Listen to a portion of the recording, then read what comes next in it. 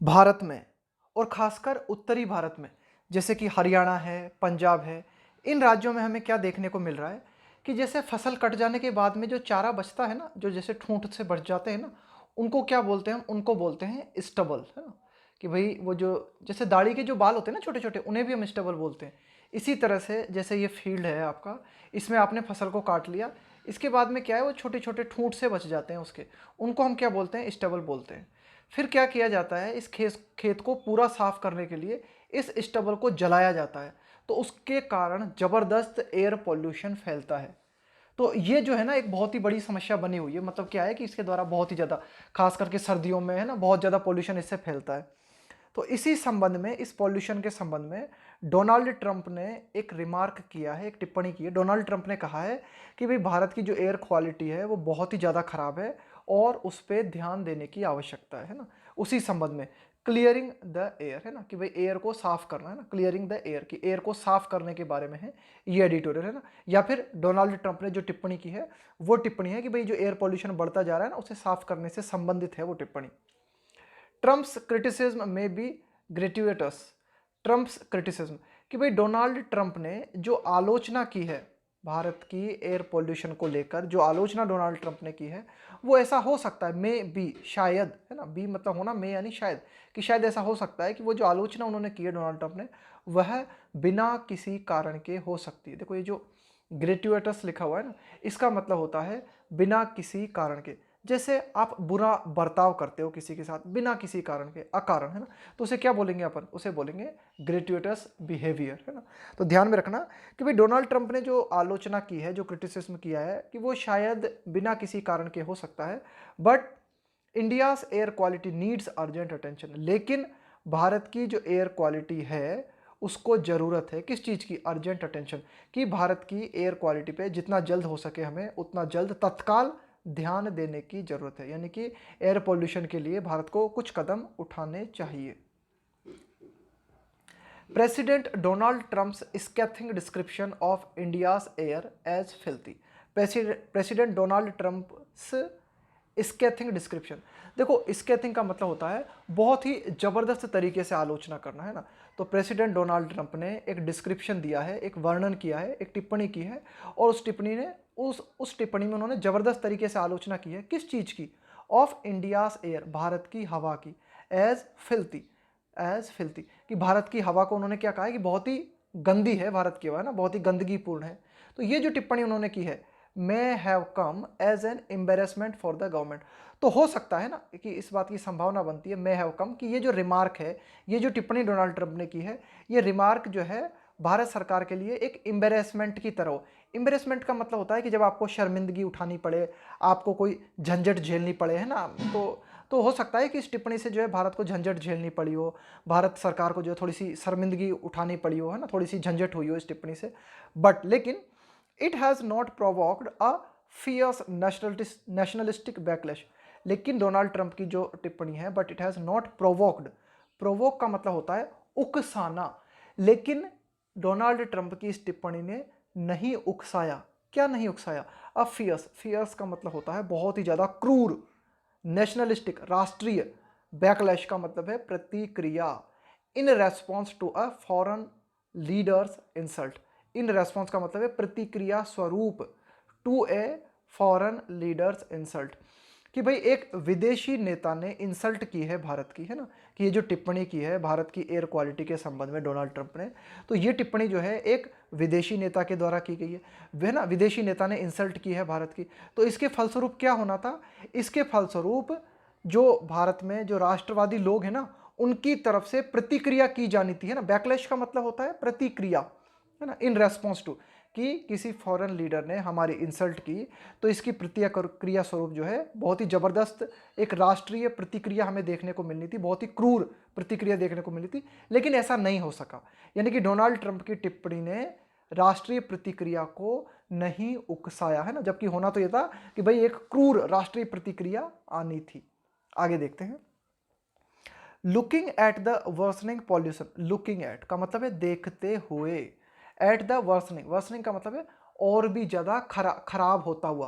देखो good bad worse, है ना, कि वर्सनिंग का मतलब है और भी ज़्यादा स्थिति, पहले स्थिति खराब है, जब खराब से भी और ज़्यादा स्थिति खराब होती है ना, तब हम कहते हैं कि स्थिति भाई बहुत ही ज़्यादा वर्स चल रही है ना।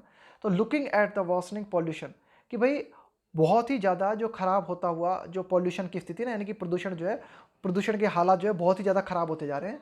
इस खराब होते हुए प्रदूषण की ओर देखते हुए, है ना, कहाँ होता जा रहा है खराब प्रदूषण? इन northern parts of the country, देश के उत्तरी भागों में। अब ये जो प्रदूषण हो रहा है ना देश के उत्तरी भागों में, किसके कारण हो रहा है? देखो यहाँ पे लिखा हुआ है ट्रिगर्ड बाय।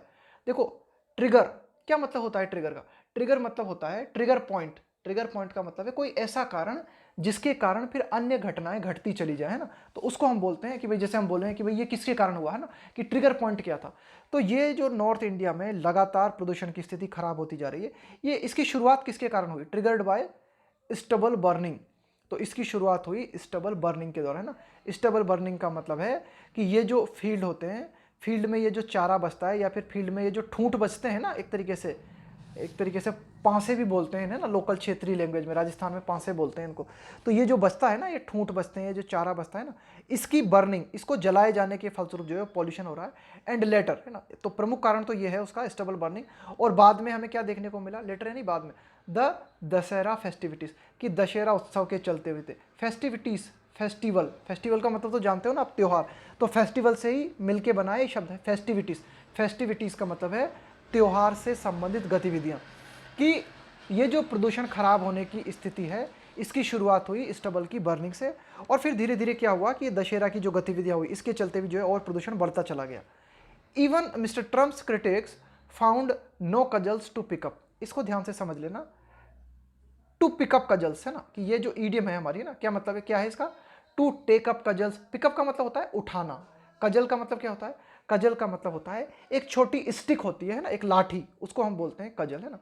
तो देखो इस ईडियम का मतलब समझना, क्या मतलब होता है इसका? पिकअप द कजल का मतलब होता है कि अगर आप किसी विचार को, आप किसी मूवमेंट को, आप किसी व्यक्ति को सपोर्ट करते हो ना, तो उसे कहा जाता है टू पिकअप द कजल्स, यानी कि किसी के सपोर्ट में आना। तो देखो हुआ क्या कि डोनाल्ड ट्रंप के जो आलोचक है ना, उन्होंने भी डोनाल्ड ट्रंप की इस टिप्पणी की आलोचना नहीं की। देखो होना तो क्या चाहिए था कि भाई डोनाल्ड ट्रंप ने भारत के खिलाफ जो टिप्पणी की है, डोनाल्ड ट्रंप ने भारत के खिलाफ एयर पोल्यूशन को लेकर जो टिप्पणी की है, कम से कम डोनाल्ड ट्रंप के जो आलोचक है वे तो आलोचना करते ना डोनाल्ड ट्रंप की, लेकिन उन्होंने भी आलोचना नहीं की। यानी कि देखो यही तो लिखा हुआ है, मिस्टर ट्रंप्स क्रिटिक्स, क्रिटिक्स का मतलब है आलोचक, कि मिस्टर ट्रंप के जो आलोचक हैं found no cudgels to pickup, उन्हें भी कोई ऐसी चीज नहीं मिली कि वे जो है एक तरीके से वे जो है ना डोनाल्ड ट्रंप की इस बात का विरोध कर सके, मतलब, है ना। इसके अलावा वाइल, जबकि others readily agreed with him, while others readily, readily मतलब बहुत ही आसानी से, एग्रीड विथ हिम, भाई डोनाल्ड ट्रंप के आलोचकों के अलावा जो व्यक्ति हैं वे बहुत ही आसानी से डोनाल्ड ट्रंप की टिप्पणी से सहमत हुए, यानी कि उन लोगों ने भी माना कि हाँ, नॉर्थ इंडिया में पॉल्यूशन की स्थिति बहुत ही खराब है। और जो डोनाल्ड ट्रंप के आलोचक है ना, वे भी जो है एक तरीके से, उन्हें भी मतलब विरोध करने के लिए कोई बात नहीं मिली कि डोनाल्ड ट्रंप ने जो टिप्पणी की ना, वे भी जो है विरोध करके खड़े हो सके, है ना, कि भाई किसी विरोध करें और उसके सपोर्ट में खड़े हो सके, उन्हें ऐसी कोई चीज़ नहीं मिली, है ना। तो ये होता है टेक अप द कजल का मतलब, है ना, कि किसी आइडिया को सपोर्ट करना, किसी व्यक्ति को सपोर्ट करना, या किसी मूवमेंट को सपोर्ट करना। तो आलोचक तो जो है डोनाल्ड ट्रंप के मतलब आलोचना कर ही नहीं सके, साथ ही साथ अन्य जो लोग थे वे भी डोनाल्ड ट्रंप की टिप्पणी से जो है बहुत ही आसानी से राजी हो गए। The US president's remarks are, अब यहाँ पे ध्यान देखना है ना कि यूएस प्रेसिडेंट लिखा हुआ है, अगर यहाँ पे प्रेसिडेंट के साथ में हम ये लिख देते ना यूएस प्रेसिडेंट डोनाल्ड ट्रंप, है ना, तब फिर यहाँ से द हटा देते हम, ठीक है ना। तो जब किसी पद के नाम के साथ व्यक्ति का नाम भी जोड़ देते हैं, तब फिर वहाँ हम द आर्टिकल का प्रयोग नहीं करते ना। तो क्या लिखा हुआ है यहाँ पे, है ना, तो सिर्फ यहाँ पे यूएस प्रेसिडेंट लिखा हुआ है। तो the US president's remarks are, कि भाई अमेरिका के राष्ट्रपति ने जो टिप्पणियां की हैं, वे टिप्पणियां जो हैं ऑफ कोर्स बिल्कुल स्वाभाविक रूप से ग्रेट्युएटस, मतलब बिना किसी कारण के हैं वे टिप्पणियां, है ना, कि मतलब बिना किसी कारण के, अकारण की है उन्होंने ये टिप्पणियां। Considering that he has spent his term, अब देखो ये जो बार बार हम कह रहे हैं ना कि डोनाल्ड ट्रंप ने जो टिप्पणी की है वे अकारण क्यों है टिप्पणी, है ना, वे इसलिए है अकारण। कंसीडरिंग, कंसीडरिंग का मतलब है इस बात को ख्याल में लेते हुए, इस बात को ध्यान में रखते हुए, that he has spent his term, term का मतलब है उनकी अवधि, उनका ये जो टाइम पीरियड है ना राष्ट्रपति के रूप में, उसको कहा गया है टर्म यहाँ पे, है ना। That he has spent, spent यानी बिताना, he has spent his time dismantling. Dismantle करने का मतलब होता है किसी चीज को तहस नहस कर देना, है ना, नाश कर डालना। मैनी इन्वायरमेंटल रेगुलेशंस, कि डोनाल्ड ट्रंप एक ऐसे व्यक्ति हैं जो कि खुद इन्वायरमेंट से संबंधित जो कई प्रावधान बने हुए ना, उन प्रावधानों को इन्होंने तहस नहस करके रख दिया। और अब ये डोनाल्ड ट्रंप भारत के बारे में टिप्पणी कर रहे हैं पॉल्यूशन को लेके ना। तो ये एडिटोरियल कहना चाह रहा है कि देखो मतलब ये कितनी हंसने वाली बात है, कितनी व्यंग्यात्मक बात है ये ना, कि मतलब उन्होंने जो टिप्पणी की ना वो बिना किसी कारण के। क्यों? इस बात को ध्यान में रखते हुए कि डोनाल्ड ट्रंप ने अपने राष्ट्रपति शासन के दौरान जो है कई तरह के इन्वायरमेंटल रेगुलेशंस जो है, इन्वायरमेंट से, पर्यावरण से जुड़े हुए जो कई प्रावधान है उनको तहस नहस करके रख दिया उन्होंने ना। इंक्लूडिंग, देखो उन्होंने कौन कौन से प्रावधान है जिनको हानि पहुंचाई डोनाल्ड ट्रंप ने, इंक्लूडिंग उसमें क्या क्या शामिल है, those relating to pollution and emissions from coal plants and automobiles. Relating to, relate के साथ में टू प्रीपोजिशन आता है। रिलेटिंग टू मतलब कि जो संबंधित है, कि भाई ऐसे pollution, relating to pollution and emission. Emission का मतलब होता है उत्सर्जन। उत्सर्जन का मतलब होता है कि जैसे हमारी फैक्ट्रीज होती है उनसे धुआं निकलता है, या फिर हमारे जो वाहन होते हैं उनसे धुआं जो निकलता है ना, उसको कहा जाता है उत्सर्जन, है ना। Including emissions from coal plants, कि बड़े बड़े जो कोयला के हमारे प्लांट्स हैं, है ना, वहाँ से जो उत्सर्जन होता है। इसके अलावा जो ऑटोमोबाइल्स हैं, हमारे जो वाहन हैं, उनसे जो उत्सर्जन होता है, धुएं का, धुआं जो निकलता है ना, तो इनसे संबंधित जो भी रूल्स एंड रेगुलेशंस बने हुए हैं उनकी धज्जियां खुद डोनाल्ड ट्रंप ने उड़ाई है ना। तो his criticism of India and China is also incongruent. इस प्रकार से हम ये कह सकते हैं कि उन्होंने जो आलोचना की है ना, his criticism of India and China, कि भाई उन्होंने भारत और चाइना की जो आलोचना की है पॉल्यूशन को लेके, वह बिल्कुल असंगत है। इनकॉन्ग्रुएंट का मतलब होता है असंगत होना, है ना, कि भाई ये रिलेवेंट ही नहीं है चीज। कि अगर आप पॉल्यूशन के संबंध में किसी को लेक्चर देना चाहते हो तो कम से कम पहले खुद तो पॉल्यूशन संबंधी रूल्स एंड रेगुलेशंस का पालन करो। तो his criticism of India and China is also incongruent as, क्यों? कि भाई उनकी जो आलोचना है भारत और चाइना के संबंध में पॉल्यूशन को लेकर वो बिल्कुल ही असंगत है। क्यों? इसलिए कि दे हैव प्लेज्ड, कि कम से कम भारत और चाइना जो है ना, इन्होंने शपथ ली है, प्लेज्ड टू इम्प्लीमेंट। इम्प्लीमेंट का मतलब होता है लागू करना, द पेरिस एग्रीमेंट। ध्यान रखना, पेरिस एग्रीमेंट है हमारे एक तरीके से पर्यावरण से संबंधित, है ना, जलवायु परिवर्तन से संबंधित, पर्यावरण से संबंधित है पेरिस एग्रीमेंट। तो देखो पेरिस एग्रीमेंट में ये जो हमारा वातावरण परिवर्तन हो रहा है ना, एक तरीके से जो जलवायु परिवर्तन हमें देखने को मिल रहा है ना, तो इसको, इसके संबंध में है पेरिस एग्रीमेंट। तो पेरिस एग्रीमेंट में वातावरण को सुधारने को लेकर जो बातें कही गई हैं उनको लागू करने का वादा, उनको लागू करने की शपथ भारत और चाइना ने ली है। वाइल, जबकि mister Trump has pulled the US out. देखो पुल्ड आउट क्या मतलब होता है, ये हमारी एक फ्रेजल वर्ब है।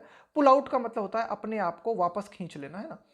कि भाई एक और तो हम क्या देखते हैं कि कम से कम भारत और चाइना ने इस बात की शपथ ली है कि भाई हम पेरिस एग्रीमेंट, कि भाई ये जलवायु परिवर्तन से संबंधित जो बातें हैं उन्हें लागू करेंगे। जबकि मिस्टर ट्रंप जो है उन्होंने अमेरिका को पेरिस एग्रीमेंट से बाहर खींच लिया है ना, इन्होंने मना कर दिया है ना। अमेरिका ने कहा है कि भाई हम पेरिस एग्रीमेंट को नहीं मानेंगे, है ना। पैक्ट का मतलब होता है समझौता, है ना। एक चीज और ध्यान में रखना आप, ये आर्टिकल का एक चैप्टर है ना, आप मेरे चैनल पे जाओगे ना तो पूरा की पूरा आर्टिकल का चैप्टर, उसमें मैंने बताया आपको कि देश के नाम के आगे हम कभी भी द आर्टिकल का प्रयोग नहीं करते। लेकिन जो कुछ देश होते हैं ना जो संयुक्त, जिनका नाम जो है ना शॉर्ट में लिखा होता है, जैसे कि यूके, यूनाइटेड किंगडम, है ना, यूएसएसआर, है ना, रूस को जाना जाता था ना पहले, विघटन से पहले यूएसएसआर के नाम से जाना था। तो the USSR, the UK, the US. तो इस तरह से कोई नाम, कोई किसी देश का नाम होता है ना, एक संयुक्त नाम होता है ना, कि भाई कोई देश है उसका एक संयुक्त नाम होता है, यानी कि कोई देश कई चीजों से मिलकर बना होता है, जैसे यूनाइटेड किंगडम, यूनाइटेड स्टेट्स, है ना। तो इस तरह के देशों के नाम के आगे हम द आर्टिकल का प्रयोग करते हैं ना, तो ये बात में ध्यान रखना। तो यही एडिटोरियल यही कहना चाह रहा है कि भाई डोनाल्ड ट्रंप जो है दूसरों को भाषण दे रहे हैं पॉल्यूशन के संबंध में। कम से कम इतना तो है कि भारत और चाइना ने प्रतिज्ञा तो ली है, शपथ तो ली है कि भाई हम पेरिस एग्रीमेंट को लागू करेंगे, जबकि पैक्ट का मतलब होता है समझौता, जबकि डोनाल्ड ट्रंप ने तो पेरिस एग्रीमेंट से अमेरिका को बाहर खींच लिया। आगे देखते हैं। अनफॉर्चुनेटली, दुर्भाग्य से, mere resolve can not raise India stature. Stature का मतलब होता है कद, आपका स्टेटस, है ना। रेज का मतलब है उठाना, रिजॉल्व का मतलब होता है दृढ़ निश्चय, मेयर का मतलब है मात्र। देखो एडिटोरियल कहना चाह रहा है कि भाई मात्र, है ना, मेयर का मतलब है मात्र, कि केवल दृढ़ निश्चय कर लेने से भारत का कद ऊंचा नहीं उठ सकता, है ना। कि unfortunately mere resolve can not raise India's stature. ठीक है, भारत ने शपथ ली है कि वो पेरिस एग्रीमेंट को जो है लागू करेगा, लेकिन मात्र दृढ़ निश्चय कर लेने से भारत का कद जो है ऊपर नहीं उठ जाएगा, है ना, उससे जो है भारत का कद ऊपर नहीं उठ सकता। Sensors of the central and state pollution control boards, है ना, सेंसर्स का मतलब है कि भाई ऐसे उपकरण है ना जो कि पॉल्यूशन को मापते हैं, उनको कहा गया है यहाँ पे सेंसर्स, है ना, ऐसे उपकरण जो कि पॉल्यूशन को मापते हैं। Sensors of the central and state pollution control board and other private stations across across the north, है ना, अक्रॉस द नॉर्थ का मतलब है पूरे उत्तर भारत में, कि पूरे उत्तर भारत में सेंट्रल पॉल्यूशन बोर्ड है, स्टेट पॉल्यूशन कंट्रोल बोर्ड है, इसके अलावा अन्य कई प्राइवेट जो है पॉल्यूशन से संबंधित कंट्रोल बोर्ड हैं। तो इनके जो उपकरण लगे हुए हैं जो कि पॉल्यूशन को मापते हैं, है ना, पूरी नॉर्थ इंडिया की बात हो रही है करंटली, वर्तमान में, है ना। ये क्या दिखाते हैं ये उपकरण? PM 2.5, ये क्या है, पॉल्यूशन को मापा जाता है इसमें, है ना, कि ये PM 2.5 है ना। तो इतना हमें देखने को मिलता है ना, इतना हमें देखने को मिल रहा है कि भाई जो भी हमारे सेंसर्स हैं, पॉल्यूशन को मापने वाले जो भी हमारे उपकरण हैं, वे पूरे नॉर्थ इंडिया में पॉल्यूशन का स्तर कितना बताते हैं? PM 2.5। और या फिर फाइन पार्टिकुलेट मैटर लेवल्स, देखो पार्टिकुलेट का मतलब हो गया, पार्टिकुलेट का मतलब हो गया कण, है ना, मैटर मतलब पदार्थ, है ना, कि भाई छोटे छोटे पदार्थ के कण, है ना, इन द वेरी अनहेल्थी और इवन हजार्डस बैंड्स। कुल मिला के ये जो पॉल्यूशन है ना PM 2.5 की हम बात कर रहे हैं, या फिर ये जो कणों की हम बात कर रहे हैं ना, तो ये जो है बहुत ही ज़्यादा अनहेल्थी है। अनहेल्थी मतलब है जो कि हमारे स्वास्थ्य के लिए हानिकारक है। और इवन, और यहाँ तक कि हम ये कह सकते हैं कि भाई ये जो पॉल्यूशन का जो स्तर है ना, ये बहुत ही एक तरीके से खतरे से भरा हुआ। हजार्डस मतलब है खतरनाक, है ना, बैंड का मतलब है सीमा, कि ये जो पॉल्यूशन की सीमा है ये बहुत ही ज़्यादा खतरनाक है। आगे देखते हैं कि देयर इज माउंटिंग, माउंटिंग का मतलब होता है बढ़ता हुआ। There is mounting concern, concern का मतलब है चिंता, कि इस बात को लेकर चिंता बढ़ती जा रही है। किस बात को लेकर, किस बारे में? अबाउट का मतलब है के बारे में। द हेल्थ इम्पैक्ट, इम्पैक्ट का मतलब होता है प्रभाव। There is mounting concern about the health impacts, कि भाई ये जो पॉल्यूशन बढ़ता जा रहा है इसके हमारे स्वास्थ्य पर कितने गंभीर प्रभाव हो सकते हैं, इसको लेकर चिंता बढ़ती जा रही है। बट लेकिन द सेंटर हैज सो फार का मतलब होता है अब तक, लेकिन जो केंद्र सरकार है उसने अब तक कोशिश की, अटेम्प्टेड का मतलब है कोशिश की है, टू ब्रेजन इट आउट। ध्यान देना, ये ब्रेजन आउट जो लिखा हुआ है ना, ये है हमारी एक फ्रेजल वर्ब, है ना, ब्रेजन आउट। देखो ब्रेजन का मतलब होता है बेशर्मी से। जब भी आप किसी काम के लिए बोलते हो ना ब्रेजन आउट, इसका मतलब है कि आप बिल्कुल, मतलब आप जो है बहुत ही बेशर्मी तरीके से सच्चाई को स्वीकार ही नहीं करते, उसको बोलते हैं ब्रेजन आउट।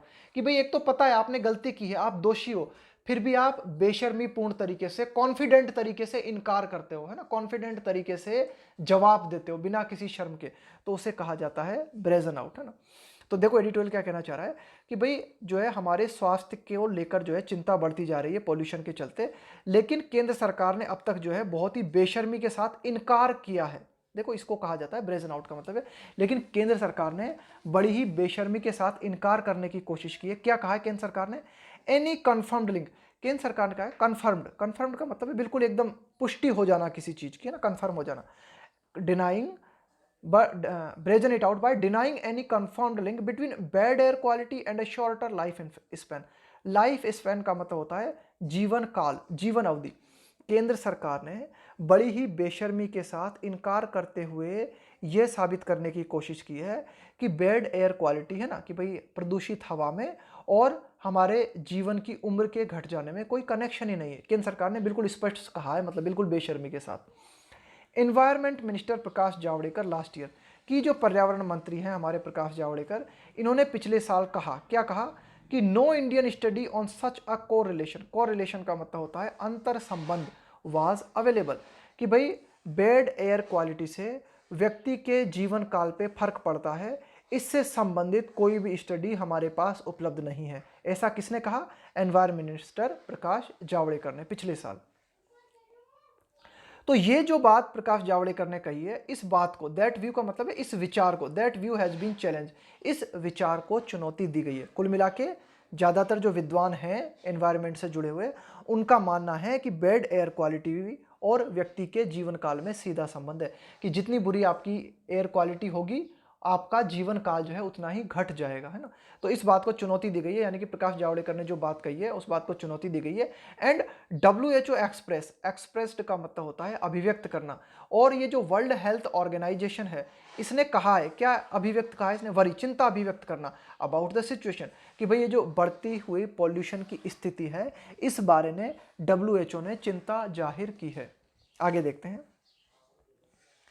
कि there is the added dimension of the कोविड-19 इन्फेक्शन टुडे। चलो ठीक है, एयर पोल्यूशन तो चल ही रहा है, लेकिन एक नया आयाम, डायमेंशन का मतलब है नया आयाम, कोविड-19 का एक नया आयाम, कोविड-19 इन्फेक्शन यानी संक्रमण, कि आज इस पॉल्यूशन की चपेट में तो हैं ही हम, अब कोरोना वायरस का एक नया आयाम पॉल्यूशन के साथ जुड़ गया है ना, कि भाई अब तक तो पॉल्यूशन की मार झेल रहे थे, अब पॉल्यूशन के साथ जो है कोरोना वायरस भी आ गया है। With the Harvard TH Chan school of public health, कि भाई ये जो Harvard TH Chan school of public health है इसने दृढ़ता पूर्वक कहा है, कंटेंडिंग का मतलब है दृढ़ता पूर्वक कहते हुए, है ना। तो ये जो स्कूल है इस स्कूल ने कोई स्टडी की और इस स्कूल ने स्टडी के बाद में दृढ़ता पूर्वक इस बात को कहा है that a 1 microgram rise in PM 2.5 is associated with an 8% increase in the death rate due to novel coronavirus। देखो इसका क्या मतलब है, इसका मतलब ये हुआ 1 माइक्रोग्राम राइस इन PM 2.5 है ना, ये पॉल्यूशन को मेजर करने का वो है एक तरीके से आंकड़ा, कि ये जो PM 2.5 राइस का मतलब है बढ़ोतरी होना, कि PM 2.5 में अगर 1 माइक्रोग्राम की वृद्धि होती है तो उसके चलते क्या हमें देखने को मिलता है उसका रिजल्ट हमें ये देखने को मिलता है कि कोरोना वायरस के चलते जो मृत्यु हमें देखने को मिल रही है उसमें 8% की बढ़ोतरी हो जाती है। देखो क्या मतलब हुआ इसका, कि अगर ये जो PM 2.5 लेवल है ना पॉल्यूशन का, इसमें 1 माइक्रोग्राम की अगर वृद्धि हुई तो कोरोना वायरस के चलते जो मृत्यु हमें देखने को मिल रही है उनमें 8% का इजाफा हो जाता है, यानी कि बढ़ोतरी हो जाती है ना। With an 8% increase in death rate, मृत्यु दर, ड्यू टू का मतलब है के कारण, द नोवल का मतलब है नया, है ना, कि कोरोना वायरस बिल्कुल नया है इसलिए इसे नोवल कहा गया, due to the novel corona virus, है ना, कि अगर 1 माइक्रोग्राम की बढ़ोतरी हमें देखने को मिलती है पॉल्यूशन में तो उसके चलते कोरोना वायरस के कारण जो डेथ हो रही हैं उनमें 8% की वृद्धि हो जाती है ना। ऐसा किस आधार पे कहा है भाई, ये जो हार्वर्ड TH चान स्कूल ने कहा है ना, ये बात किस आधार पे कहा है, बेस्ड ऑन का मतलब है किस बात पे आधारित है, long term exposure data in the US। देखो एक्सपोजर मतलब होता है किसी के संपर्क में आना, किसी के प्रभाव में आना, है ना। जैसे आपने आपकी बॉडी को सनलाइट के प्रति एक्सपोज कर रखा है, यानी कि आपकी बॉडी जो है सनलाइट के कांटेक्ट में है ना। तो लॉन्ग टर्म का मतलब है लंबी अवधि, exposure data in the US, कि अमेरिका में जो आंकड़े थे एक लंबी अवधि के आंकड़े लिए गए हैं ना, और उन आंकड़ों के आधार पर हार्वर्ड स्कूल ने ये बात कही है। आगे देखते हैं,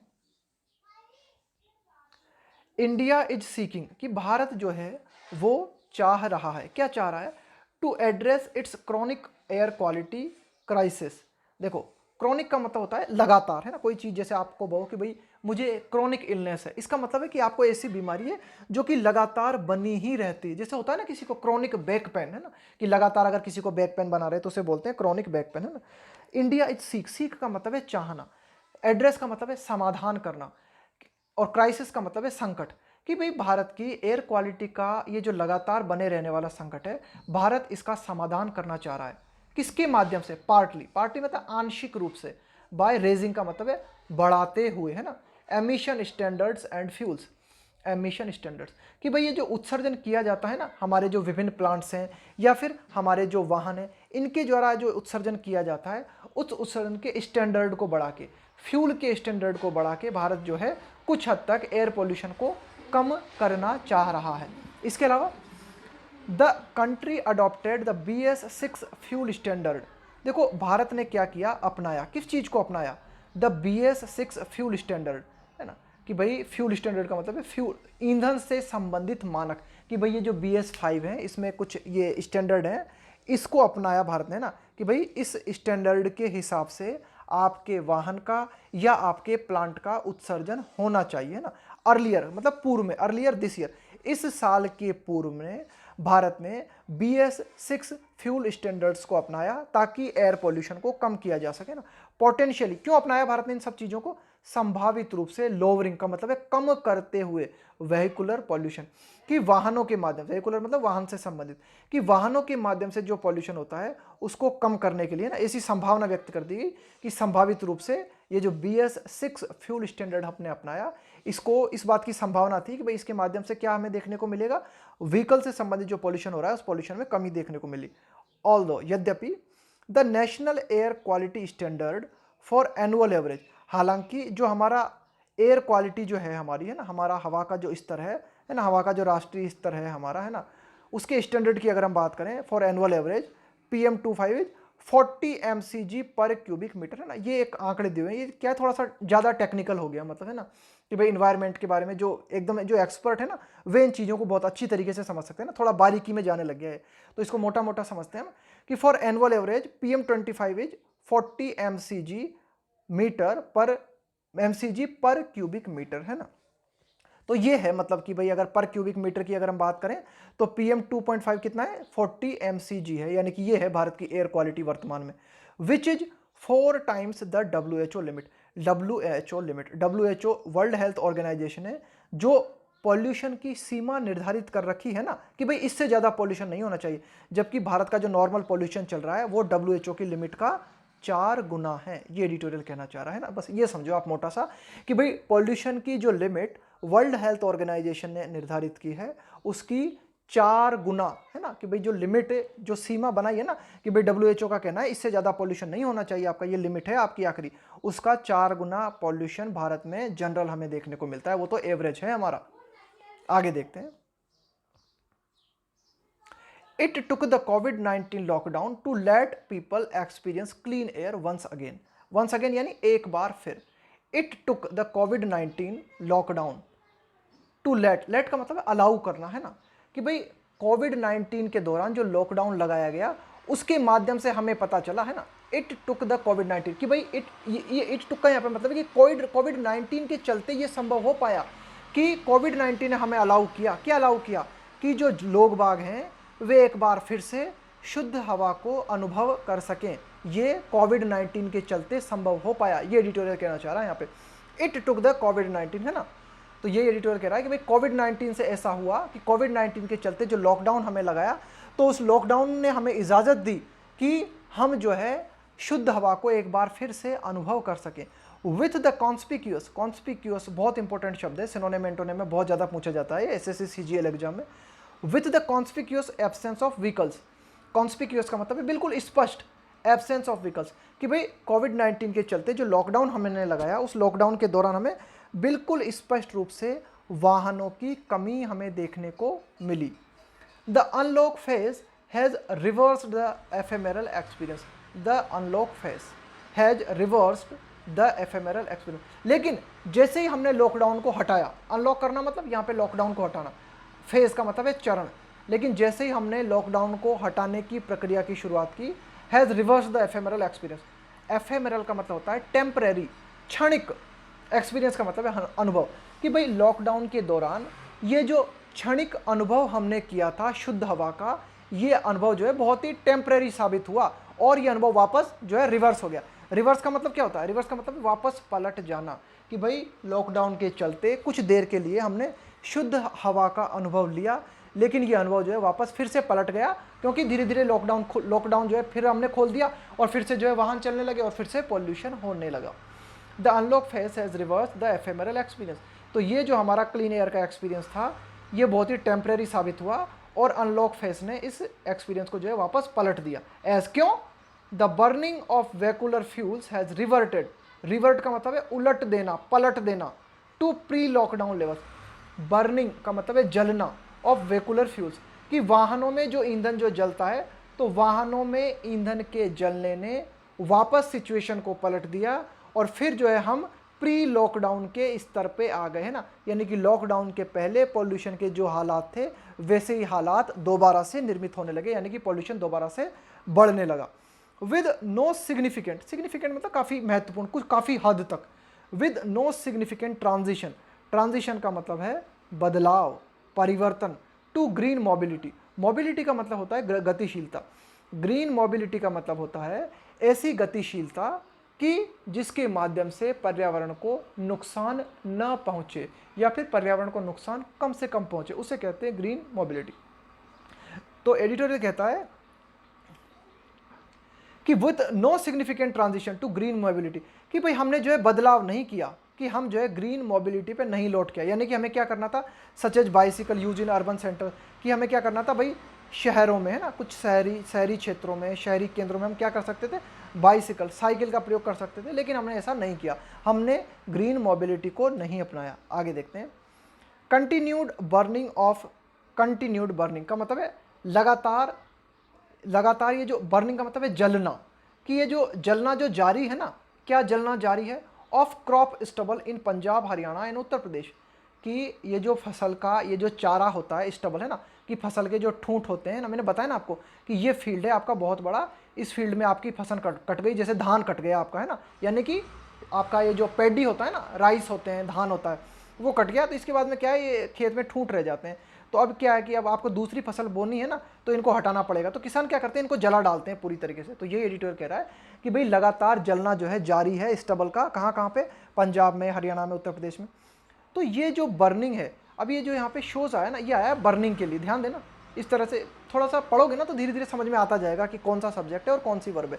तो यहाँ पे बर्निंग के लिए आया है शोज, कि लगातार ये जो जलना है ये क्या दिखाता है। अब ये लिखा हुआ है किसका जलना, क्रॉप का जलना, है ना, कि क्रॉप स्टबल का जलना, कहाँ पे, पंजाब में, हरियाणा में, उत्तर प्रदेश में। तो ये जो बर्निंग है ये क्या दिखाती है, ये बर्निंग दिखाती है that the central sector scheme, कि भाई केंद्र सरकार के द्वारा जो स्कीम चलाई जा रही है, प्रोवाइडिंग का मतलब है उपलब्ध कराते हुए, रेमेडीज का मतलब है उपचार, इन द फॉर्म ऑफ का मतलब है के रूप में, फार्म मैकेनाइजेशन, फार्म का मतलब है कृषि से संबंधित मशीनीकरण, एंड मैनेजमेंट अल्टरनेटिव्स, कि भाई अल्टरनेटिव्स नीड्स फ्रेश इम्पेटस, कि भाई ये जो जलना है लगातार, जो क्रॉप स्टेबल हमें लगातार देखने को मिल रही है, इसके चलते जो पॉल्यूशन हो रहा है ना, हम क्या देख रहे हैं, हम ये देख रहे हैं कि भाई केंद्र सरकार जो है लगातार किसानों को जो है एक तरीके से राहत उपलब्ध करा रही है, मशीनीकरण के रूप में, है ना, अच्छे प्रबंधन के रूप में। तो ये जो मशीनीकरण और ये जो प्रबंधन केंद्र सरकार के द्वारा उपलब्ध कराया जा रहा है ना, केंद्र सरकार जो अल्टरनेटिव्स उपलब्ध करा रही है ना, कि भाई केंद्र सरकार क्या कर रही है, जो भी विकल्प उपलब्ध करा रही है ना, इन विकल्पों को जरूरत है फ्रेश इम्पेटस, इम्पेटस का मतलब है प्रोत्साहन। कुल मिला के केंद्र सरकार के द्वारा जो प्रयास किए जा रहे हैं वे प्रयास ठीक है, अच्छी बातें अच्छे हैं, लेकिन फिर भी उनसे पॉल्यूशन के स्तर में कोई कमी नहीं आ रही है। तो इसके चलते ये जो प्रयास केंद्र सरकार कर रही है ना, इन प्रयासों को और ज़्यादा प्रोत्साहन देने की जरूरत है। इम्पेटस का मतलब है थोड़ा सा प्रोत्साहन मिल जाए। No more time can be lost, अधिक समय नहीं गवाया जा सकता, इन एड्रेसिंग, समाधान करने में, एड्रेस का मतलब है समाधान करना, the crisis of fall air, crisis का मतलब है संकट, फॉल का मतलब है दूषित, कि भाई जो हमारी दूषित हवा का संकट है इसका समाधान करने में और ज़्यादा समय नहीं गवाया जा सकता। क्यों, इसलिए एज द कंट्री प्रिपेयर्स, क्यों, क्योंकि हमारा देश तैयार है, किस चीज़ के लिए तैयार है, टू हैसन, हैसन का मतलब है जल्दी करना, विथ डेवलपमेंट, भाई हम जो है इन अ पोस्ट कोविड-19 इरा, इरा का मतलब है युग, पोस्ट कोविड-19 का मतलब है कोविड-19 के बाद में, है ना, कि भाई अब ऐसा हमें नज़र आ रहा है कि धीरे धीरे कोरोना वायरस जो है कम हो रहा है। तो धीरे धीरे कोरोना वायरस के युग के बाद में हमारा जो भारत है वह फिर से विकास की रफ्तार को अपनाने के लिए तैयार है, यानी कि अब फिर से हम जो है जल्दबाजी दिखाएंगे और ये जो हमारी अर्थव्यवस्था ढीली पड़ गई थी ना लॉकडाउन के चक्कर में, उस ढीली पड़ गई अर्थव्यवस्था को टाइट करने की कोशिश करेंगे। तो ऐसे हालातों में बहुत ज़रूरी है कि हम हमारी एयर क्वालिटी को सुधारें। हमारे पास टाइम नहीं है ज़्यादा, क्यों, क्योंकि हम डेवलपमेंट करेंगे तो कारखाने, फैक्ट्री सब चलेंगी और फिर जो है पोल्यूशन के हालात बिगड़ेंगे। तो ये एडिटोरियल कहना चाह रहा है कि भाई एयर क्वालिटी को सुधारने में थोड़ा सा भी समय नहीं गंवाया जा सकता।